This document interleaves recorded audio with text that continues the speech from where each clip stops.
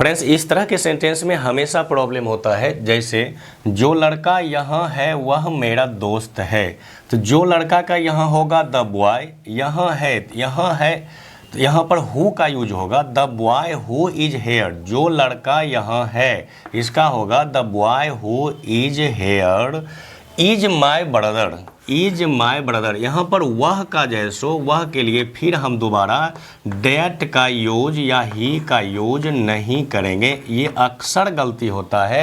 अक्सर जैसो आप में से कई फ्रेंड्स हुए जो कि कमेंट में पूछते हैं कि सर यहाँ पर हम डेट का या ही का यूज करेंगे या नहीं करेंगे, तो आप बिल्कुल डेट या ही का यूज नहीं करेंगे। तो क्या हो जाएगा, जो लड़का यहाँ है the boy who is hair, यहाँ पर जो का हो जाता है हु, जो का क्या हो जाएगा, हु हो जाता है, तो the boy who is hair. फिर यहाँ पर इज का यूज होगा। एक चीज़ आप फ्रेंड्स हमेशा याद रखिएगा कि यहाँ पर जिस वर्ब का यूज करेंगे, यानी हु के बाद हम जिस वर्ब का यूज करेंगे उसी वर्ब का यूज हम यहाँ पर भी करेंगे। यानी यहाँ हु के बाद अगर हम सिंगुलर वर्ब का यूज करेंगे तो यहाँ भी हम सिंगुलर वर्ब का ही यूज करेंगे। अगर हु के बाद हम प्लूरल वर्ब का यूज करेंगे तो यहाँ पर भी हम प्लूरल वर्ब का ही यूज करेंगे। अब भी इसी तरह से हम इसको क्लियर करते हैं। जैसे जो लड़के यहाँ हैं, तो the boys who are here are my brothers, are my brothers. यहाँ भी वे के बदले हम दे का यूज नहीं करेंगे। वंस अगेन आप याद रखिएगा कि वे के बदले हम दे का यूज नहीं करेंगे। तो क्या हो जाएगा, the boys who are here are my brother. Friends, आपका एक सवाल और हमेशा रहता है कि ये यहाँ भी हम हु का यूज कर रहे हैं, जो लड़का है तो यहाँ भी हम हु का यूज कर रहे हैं, और जो लड़के हैं यानी प्लूरल है तो भी हम हु का यूज कर रहे हैं। ठीक है, यानी सिंगुलर रहे, एक वचन रहे तो भी हम हु का यूज करते हैं, प्लूरल रहे यानी बहुवचन रहे तो भी हम हु का यूज करते हैं। लेकिन हु के बाद जो हम वर्ब का यूज करते हैं वो डिपेंड करता है कि हु के पहले जो नाउन है वह सिंगुलर है कि प्लूरल है। आप यहाँ पर एक बार फिर से ध्यान दें। जैसे फर्स्ट सेंटेंस है, फर्स्ट सेंटेंस में हु से पहले बॉय आया है और ये बॉय जो है सिंगुलर नाउन है, तो इसलिए हु के बाद हम इज का यूज किए हैं यानी सिंगुलर वर्ब का यूज किए हैं। फिर सेकेंड सेंटेंस में आप देखेंगे कि हु से पहले बॉयज आया है और बॉयज प्लूरल नाउन है। कौन सा नाउन है, प्लूरल नाउन है, तो इसीलिए हम हु के बाद प्लूरल वर्ब यानी आर का यूज किए हैं। वंस अगेन आप समझ चुके होंगे यहाँ कि हु से पहले अगर सिंगुलर वर्ब आएगा तो हु से पहले अगर सिंगुलर नाउन आएगा तो हु के बाद हम सिंगुलर वर्ब का यूज करेंगे। हु से पहले अगर प्लूरल नाउन आएगा तो हु के बाद हम प्लूरल वर्ब का यूज करेंगे। आई होप आप इसको समझ गए होंगे।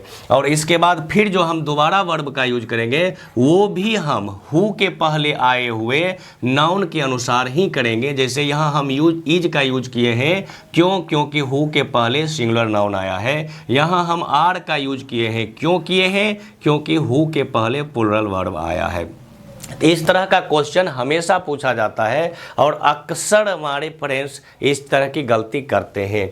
फिर जो कलम वहाँ है वह मेरी है, तो जो कलम मीन्स द पेन, वहाँ है यानी डेट इज देयर। जो कलम वहाँ है यानी the pen that is there, वह मेरी है, इज माइन। यहाँ पर भी हम वह के बदले किसी भी वर्ड का यूज नहीं करेंगे। वंस अगेन यहाँ भी हम वह जो आया है इस वह के बदले हम किसी भी वर्ब का यूज नहीं करेंगे। क्या होगा, the pen that is there is mine, यानी जो कलम वहाँ है वह मेरी है। तो यहाँ भी आप देख रहे होंगे कि डेट के पहले सिंगुलर नाउन आया है, यानी पेन जो है वह सिंगुलर नाउन आया है, तो इसलिए हम डेट के बाद इज वर्ब का यूज किए हैं। और यहाँ भी देयर के बाद भी हम इज वर्ब का ही यूज किए हैं। फिर जो कलमें वहाँ हैं वो मेरी है, क्या होगा, the pen that are there, the pen that are there are mine. फिर यहाँ देखेंगे कि डेट के पहले प्लूरल नाउन आया है। पेन क्या है? प्लूरल नाउन है डेट के पहले, तो इसीलिए हम डेट के बाद प्लूरल वर्ब का यूज किए हैं। जैसे सेंटेंस थर्ड में आप देखेंगे कि डेट के पहले पेन सिंगुलर नाउन आया है, तो डेट के बाद इज हम सिंगुलर नाउन का यूज किए हैं। इसी तरह से सेंटेंस फोर्थ में आप देखेंगे कि डेट के पहले प्लूरल नाउन आया है, तो हम डेट के बाद प्लूरल वर्ब का यूज किए हैं। उसके बाद सेकेंड वर्ब जो हम यूज कर रहे हैं वो भी प्लूरल होता है। जैसे क्वेश्चन थर्ड में इज का यूज हुआ है, डेट के बाद सिंगुलर वर्ब का यूज हुआ है, तो यहाँ सेकेंड टाइम भी जो हम वर्ब का यूज कर रहे हैं वो भी सिंगुलर है। क्वेश्चन नंबर फोर्थ में डेट के बाद प्लूरल वर्ब का यूज हुआ है, तो यहाँ भी हम सेकेंड टाइम भी प्लूरल वर्ब का ही यूज किए हैं। वंस अगेन एक बार फिर इसका रिवाइज कर लें। जैसे जो लड़का यहाँ है वह मेरा भाई है, तो the boy who is here is my brother. The boy who is here is my brother.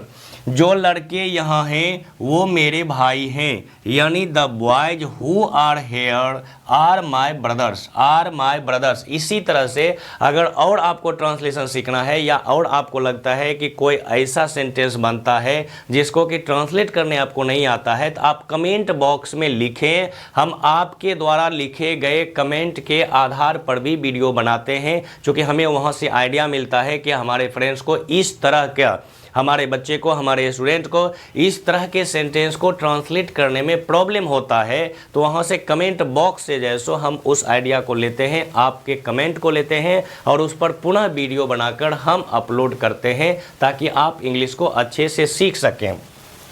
तो जो कलम वहाँ है वह मेरी है। The pen that is there is mine. The pen that is there is mine. जो कलमें वहाँ हैं वो मेरी है, यानी the pens that are there are mine. I hope आप समझ गए होंगे कि हु का जो प्रॉब्लम है वह हु का प्रॉब्लम कैसे सॉल्व होता है, या डेट का जो प्रॉब्लम है उसका प्रॉब्लम कैसे सॉल्व होता है। अगर आपको इसका PDF चाहिए तो आप XK इंग्लिश इंस्टीट्यूट के नाम से मेरा टेलीग्राम चैनल है, जिसका कि लिंक बायो में दिया हुआ है। आप वहां से जाकर SK English institute Telegram channel को ज्वाइन कर लें, ताकि वहां पर आपको PDF मिलेगा। लाइव क्लास का नोटिफिकेशन टेलीग्राम क्विक भेजता है, तो वहां भी आपको मिल जाएगा, या किसी भी प्रकार का नोटिफिकेशन देंगे, PDF अपलोड करेंगे, तो वो आपको वहां पर क्विक मिल जाएगा। वहां पर टेलीग्राम चैनल पर SK English institute Telegram channel पर क्विज भी होता है, क्विज भी हम करते हैं, तो आप उस क्विज में भी भाग ले लेंगे। और इसी तरह से इंग्लिश सीखते रहे, और फिर मिलते हैं आपसे नेक्स्ट वीडियो।